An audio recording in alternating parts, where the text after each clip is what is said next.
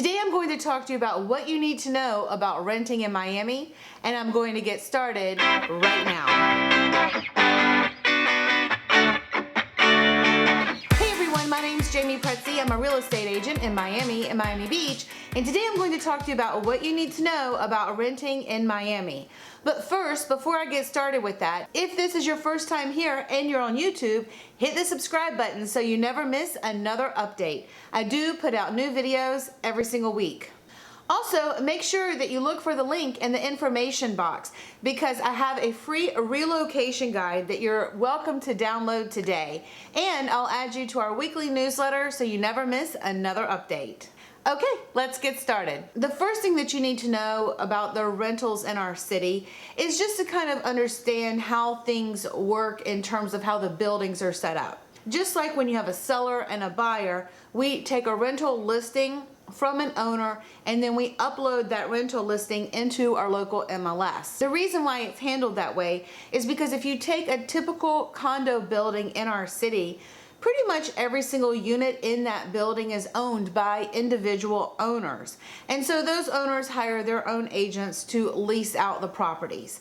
I know where I come from in the Carolinas, usually rentals are handled by large apartment complexes where they have different models and price points and bedrooms or whatever it is that you want, and you choose your property directly from them and you do the leasing application there and you handle everything right there on site or online, but it's all from one source, that one building. Here it's a little bit different, obviously, because we have different buildings, and within those buildings there are different units, and then those different units come with different owners. Those owners hire their own agents, they list the property, and then they put it in our local MLS. And then when you see the listings online, that's because our local MLS is syndicating out to the internet, to the different web portals. And we do have some buildings here where you can just walk in off the street and choose your model and your price point or whatever. I would say they're not typically common here, although I am starting to see them more in some neighborhoods, and some realtors do have access to those properties as well if those buildings cooperate with brokers. Just ask about that in advance and we're happy to inquire for you. When you are renting from an individual owner, a lot of the services and utilities that are included in the owner's monthly condominium fee will also already be included in your rent. For instance, some buildings include cable and internet services. Most include water, sewer, and trash. So if you're renting from one of those big buildings, very often you'll have to pay a lot of those services on your own. Also, you may have to pay for an extra parking space, whereas if you're renting from an individual owner, parking is probably already included if a parking space comes with the unit.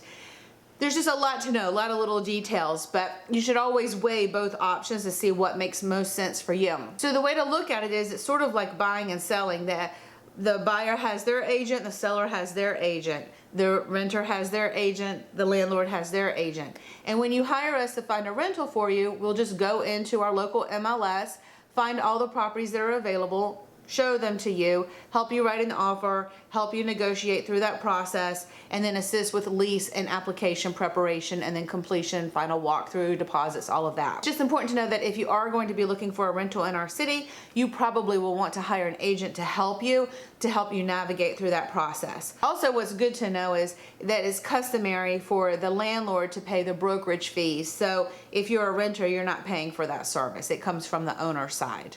A few more important things to know is that you are probably going to have to do first, last, and security and the amount of 1 month's rent. Typically, there's an application process with a condo association.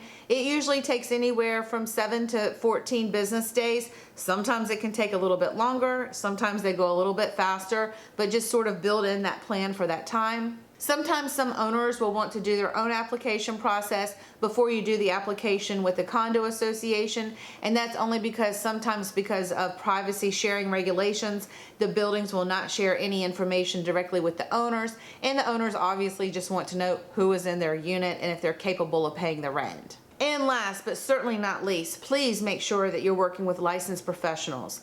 You know, we live in a city, we live in a world where sometimes people are not always on the up and up. And typically when you're renting a property here, you're dealing with some certain amount of money and funds being transferred, and you know, a lot of important and private details going back and forth. So make sure that you're working with licensed professionals so that you make sure that you find a great place and you can do it safely and securely. If you have more questions about renting in Miami or Miami Beach, always feel free to reach out to me. You can find my contact information in the information box. And have a great day, and I will see you soon.